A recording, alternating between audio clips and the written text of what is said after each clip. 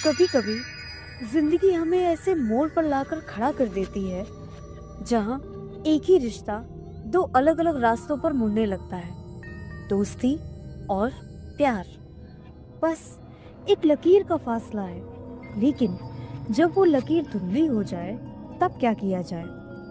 यही कहानी है इंदर और सरस्वती की, दो दोस्तों की जो एक दूसरे की दुनिया थे, लेकिन शायद उन्हें खुद नहीं पता था कि उनकी दुनिया बदलने वाली है।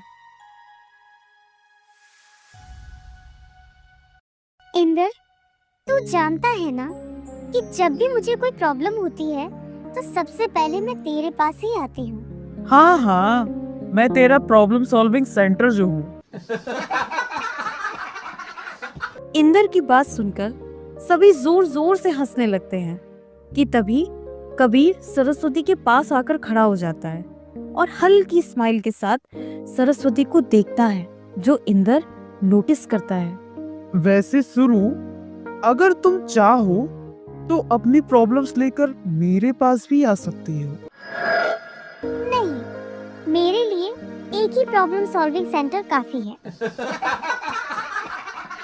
सभी फिर से जोर जोर से हंसने लगते हैं, लेकिन इस बार जब सरस्वती हंसती है तो इंदर को अजीब सा लगता है, एक हल्की सी बेचैनी जो उसने पहले कभी महसूस नहीं की। शाम के 5 बज चुके थे।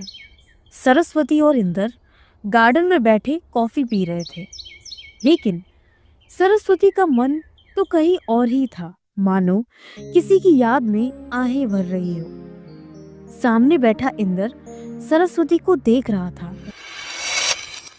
और समझने की कोशिश कर रहा था कि सरस्वती किसके ख्यालों में खोई हुई है। इंदर ने सरस्वती को आवाज दी, पर सरस्वती तो अपने ख्यालों से बाहर आना ही नहीं चाहती थी। तब इंदर ने जोर से आवाज दी, हाँ, क्या हुआ? तुम चिल्ला क्यों रहे हो? शुक्र है तुम्हें सुनाई तो पड़ा, वरना मैं तो ढोल बजाने वाला था। इंदर, देख रहे हो ना क्या? ये ठंडी ठंडी हवा, इसमें कितना सुकून और मदहोशी है। जब जब हवा का झोंका मुझे छूता है तो ऐसा लगता है जैसे किसी ने बाहों में भर लिया हो मुझे और धीरे से कान में कहा हो, मैं यही हूँ तुम्हारे पास। शुरू, कुछ छुपा रही हो ना मुझसे? तुमसे आज तक कुछ छिपाया है जो आज छिपाऊंगी? इंदर, मुझे प्यार हो गया।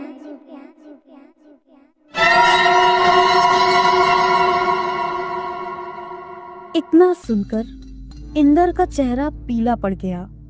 आसमान में सूरज तो था, पर मन में अंधेरा छा गया। हर आवाज अचानक धीमी पड़ गई। उसकी बातें सुनाई तो दे रही थी, पर कुछ समझ नहीं आ रहा था। इंदर की आंखों और होठों पर सिर्फ एक सवाल था, कौन है वो? वो बताऊंगी, पर अभी नहीं, पहले मैं तो कंफर्म कर लूं। सरस्वती अपनी कॉफी का कप उठाती है, तभी उसकी नोटबुक नीचे गिर जाती है। इंदर उसे उठाने के लिए हाथ बढ़ाता है, लेकिन सरस्वती जल्दी से नोटबुक उठाकर बैग में रख लेती है। इससे पहले कि इंदर कुछ कहता, तभी पीछे से कबीर आकर सरस्वती के पास खड़ा हो जाता है। शुरू, आज शाम को फ्री हो? सरस्वती, सरस्वती नाम है इसका। इसको शुरू बुलाने का हक सिर्फ मेरा है। रिलैक्स भाई, तुम इसके फ्रेंड हो, बॉयफ्रेंड नहीं। तो इतना पजेसिव क्यों हो रहे हो? क्या कहा? Relax guys. और कबीर, ही इज राइट, मुझे शुरू कहने का हक सिर्फ इंदर का है, सो प्लीज। ओके ओके, मैं तो बस फाइन। सॉरी इंदर। आज से पहले इंदर ने ऐसा बर्ताव किसी के साथ नहीं किया था, फिर आज ऐसा क्यों किया? शायद यही सवाल सरस्वती के मन में भी चल रहा था। तुमने बताया नहीं?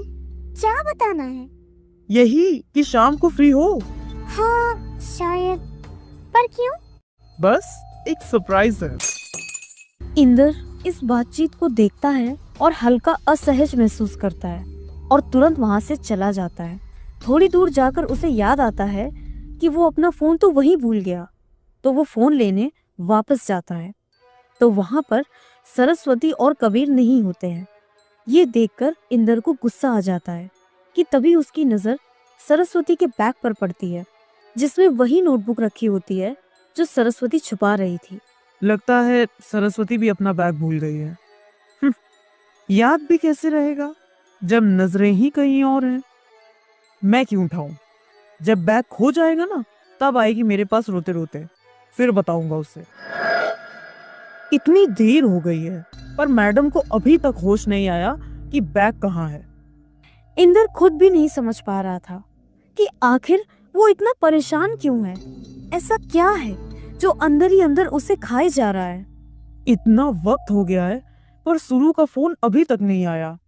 आज तक ऐसा कभी नहीं हुआ कि सुरु अपनी चीजें भूल जाए। उसका बैग कब से मेरे पास है और उसे अभी तक याद नहीं आया। शाम से रात हो रही है। सुरु, आज शाम को फ्री हो? कबीर की बात याद आते ही इंदर बहुत गुस्से में आ जाता है और सरस्वती को फोन मिलाने लगता है, पर सरस्वती फोन नहीं उठाती है।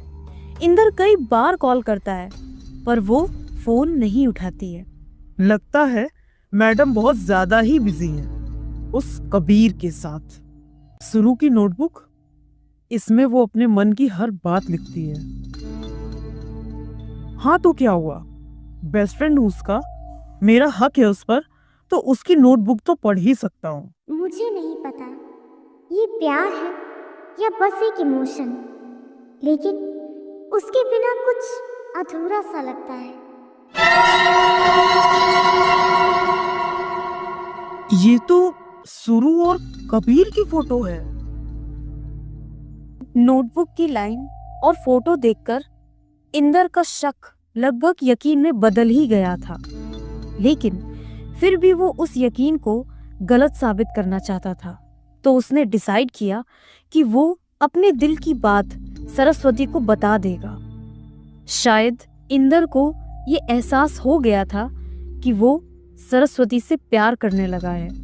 अगले दिन जल्दी ही इंदर कॉलेज पहुंच गया और सरस्वती को ढूंढने लगा कि तभी इंदर की नजर सरस्वती पर पड़ी जो फोन पर किसी से बात कर रही थी। वो कुछ दूरी पर खड़ा सरस्वती की बातें सुनने लगा। तू मुझे कब प्रपोज करने वाला है? इतना सुनकर इंदर के कदम ठिठक गए और दिल की धड़कन तेज हो गई। वो खुद को संभाल ही रहा होता है कि उसके फोन पर एक अनजान नंबर से मैसेज आता है। अगर तूने सरस्वती को कबीर के साथ देखा है तो हैरान मत होना, क्योंकि वो सिर्फ दोस्त नहीं है।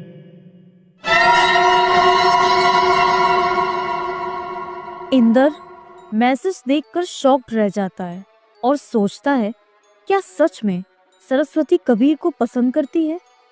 कि तभी इंदर के हाथ में नोटबुक का दूसरा पन्ना खुल जाता है जिसमें लिखा होता है, पर डरती हूँ अगर उसे पता चला कि मैं उससे प्यार करती हूँ तो क्या वह मुझे वैसे ही देखेगा जैसे पहले देखता था। इंदर चुपचाप अपने कमरे में बैठा गहरी गहरी सांसें लेकर बस सरस्वती के बारे में ही सोच रहा था कि क्या सरस्वती उसे धोखा दे रही है। और अनजान नंबर से आया वो मैसेज उसके शक को और पक्का कर रहा था। बीतता हुआ एक एक पल उसकी बेचैनी, तड़प और तकलीफ को बढ़ा रहा था। दीवार पर टंगी घड़ी की टिक टिक भी उसके कानों में गूंज रही थी। सरस्वती के बारे में सोचते सोचते इंदर खिड़की पर ही सो गया। कभी कभी सच्चाई सामने होते हुए भी हमें सिर्फ वही दिखता है जो हम देखना चाहते हैं। अगले दिन कॉलेज में भी इंदर उदास होकर एक बेंच पर बैठा हुआ था कि तभी सरस्वती इंदर के पास आई और चेहरे पर हल्की सी खुशी के साथ कहा, तू कल मिला क्यों नहीं? मैं तुझे कुछ बताना चाहती थी। तूने कबीर से बात की? हाँ, कल वो मुझे एक स्पेशल जगह लेकर गया था। सरस्वती की ये बात इंदर के सीने पर कटार बनकर उतरी, जिसका दर्द उसके चेहरे पर झलक गया। हालांकि इंदर ने बहुत कोशिश की अपने दर्द को छुपाने की, लेकिन सरस्वती ने उसके दर्द को महसूस कर ही लिया। क्या हुआ तुझे? मुझे क्या हुआ है? वही तो पूछ रही हूँ, क्या हुआ है तुझे? 2 दिन से देख रही हूँ, बहुत अजीब हो गया है तो। मुझसे ठीक से बात ही नहीं कर रहा। तू तो खुश है ना? बस खुश रह अपनी जिंदगी में। क्या? क्या कहा? अपनी जिंदगी? इधर देख मेरी तरफ।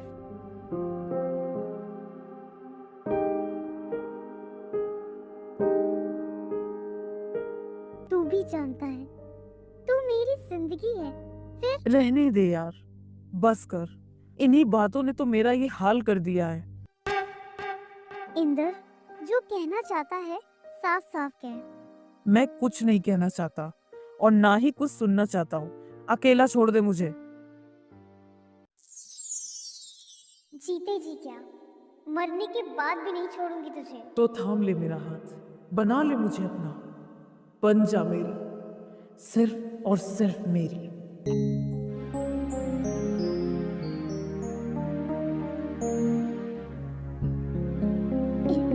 इंदर, तेरी जुबान भी तेरा साथ छोड़ रही है और तू मौत के बाद भी मेरा साथ देने की बात कर रही है। तू जा यहाँ से, मैं ही जाता हूँ। शुरू जाने दे मुझे, वरना मेरी आग से तू भी झुलस जाएगी। जलाना मुझे, मैं भी तो देखूं आखिर किस आग में जल रहा है तू।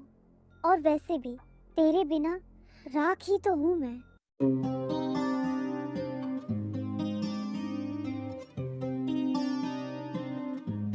सरस्वती के शब्दों ने इंदर के धधकते दिल को थोड़ी ठंडक दी, मानो दिल के जख्म एक पल में भर गए हों। ऐसे ही इंदर भी सरस्वती को अपनी बाहों में भरने के लिए आगे बढ़ने लगा और सरस्वती भी इंदर के आगोश में जाने को बेकरार होने लगी कि तभी हे सुरु, आई मीन सरस्वती, वो तुम्हें कल वाली बात याद है ना? तो तुमने क्या सोचा है? मुझे अभी कंफ्यूजन है, पर शायद सही वक्त पर मुझे समझ आ जाएगा।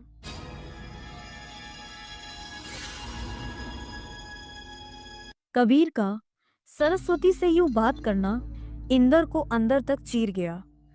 जब दिल में शक आ जाए तो सबसे करीबी रिश्ते भी अजनबी लगने लगते हैं, और हुआ भी कुछ ऐसा ही। गुस्से और जलन से भरे हुए इंदर ने कबीर से कहा, तू सरस्वती के इतना करीब क्यों आ रहा है? तू इतना प्रोटेक्टिव क्यों हो रहा है?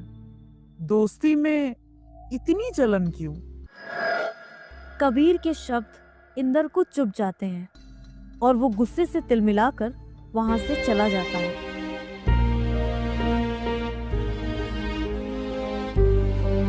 सरस्वती, क्या मैंने कुछ गलत कह दिया?